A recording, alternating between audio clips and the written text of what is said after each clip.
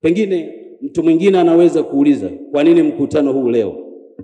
Mkutano huu leo unatokea si kwa bahati mbaya.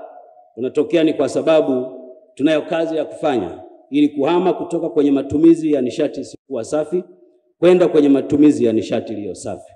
Nataka nichukue nafasi hii kuwaomba wote waliohudhuria kwenye mkutano huu kuutumia mkutano huu kujadili masuala ambayo yatatufanya sisi wana Afrika Mashariki tuweze kuhama kutoka kwenye matumizi ya nishati isiyokuwa safi twende kwenye matumizi ya nishati iliyo safi. Mkutano wa leo wa awali ni utangulizi tu wa mkutano utakaoendelea kuanzia kesho na kesho kutwa, ambapo viongozi mbalimbali wa Afrika Mashariki na wengine nje ya Afrika Mashariki watakutana pamoja na sisi kwa ajili ya kujadili masuala ya mafuta na gesi katika bara letu la Afrika. Mkutano wa leo, mabibi na mabwana, si mkutano wa hotuba ndefu, ni mkutano wa wataalamu kujadili masuala mbalimbali ya usuyo, masuala ya mafuta na gesi.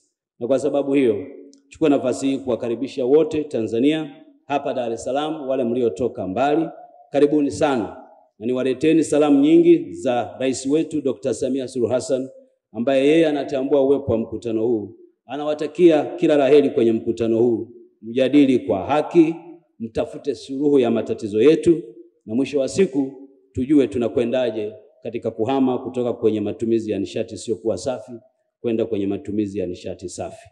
Baada ya kusema hayo, na kwa kuzingatia mkutano huu ni kwa ajili ya wataalamu kujadili mada mbalimbali, chukua nafasi hii kutamka kuwa mkutano huu wa awali wa mafuta na gesi wa Afrika Mashariki nimeufungua rasmi, na asanteni kwa kunisikiliza.